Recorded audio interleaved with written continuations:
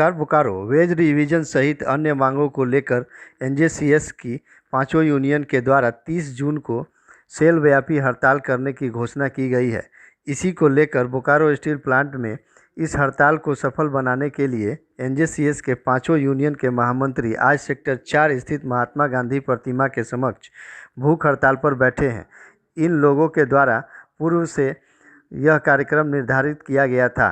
कल होने वाले हड़ताल को लेकर पांचों यूनियन नेताओं लगे हुए हैं।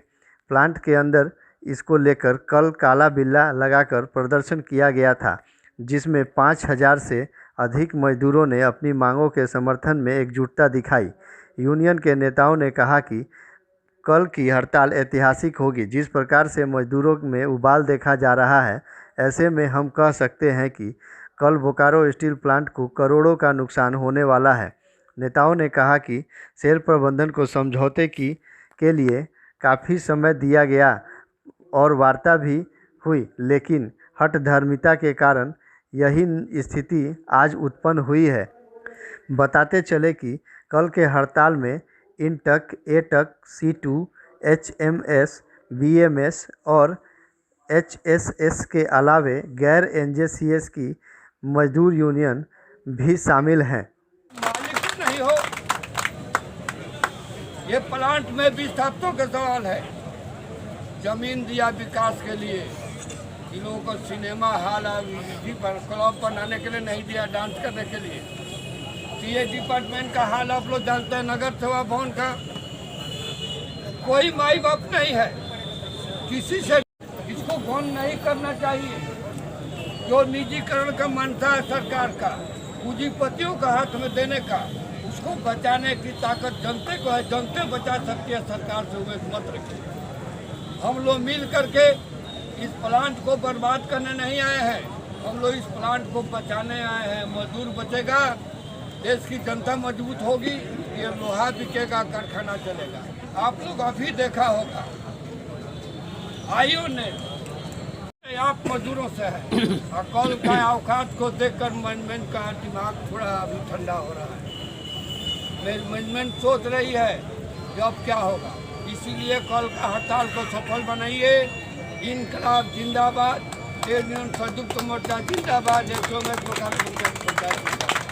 भाई संयुक्त मोर्चा के तरफ से जो ट्रेड यूनियन संयुक्त मोर्चा एनजेसीएस का यूनियन है, INTUC, AITUC, C2, HMS, BMS, उसके तरफ से आज पूरे सेल के अंदर हुए। और इसकी ज़रूरत इसलिए पड़ा है कि आप लोगों को मालूम है कि हड़ताल नोटिस सभी संयुक्त रूप से देने के बाद मैनेजमेंट दबाव में आया।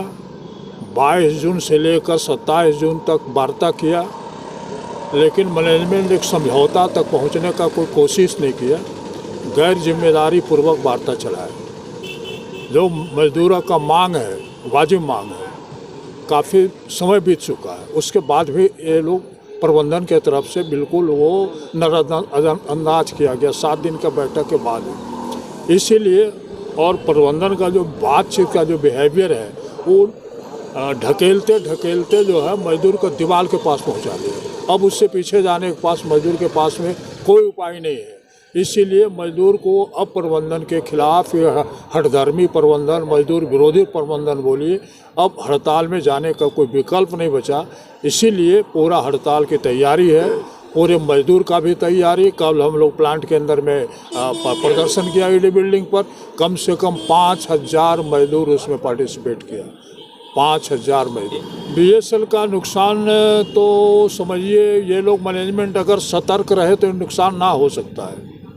कल भी मैंने मैनेजमेंट को बोला है, हड़ताल नोटिस हम लोग 14 दिन पहले लिया है। आपको मालूम होना चाहिए, मजदूर गुस्सा में, आक्रोश में है, डिमांड नहीं दे रहे, हड़ताल में जाएगा और मजदूर जा रहा है। आपको इसकी तैयारी करके रखना है। नुकसान प्रोडक्शन पर पूरा इसका असर पड़ेगा। जो प्रोडक्शन डेली इनका हमारा प्लांट के अंदर से डेली हो रहा है, अगर ये नहीं कर पाएंगे, फेल्यूर होगा इनका करोड़, तो कम से कम कुछ करोड़ रुपया का नुकसान तो हो जाएगा। ये जो आज भूख हड़ताल है, ये पहले से पूर्व निर्धारित कार्यक्रम था कि 28 को हम लोग काला दिवस मनाएंगे और 29 को हम लोग भूख हड़ताल करेंगे महात्मा गांधी चौक पर और 30 को हड़ताल होगा। हड़ताल तो प्लांट में तो आप ये समझ लीजिए कि 100 डिग्री सेंटीग्रेड पे जैसे पानी उबलता है ऐसे मजदूर उबल रहा है।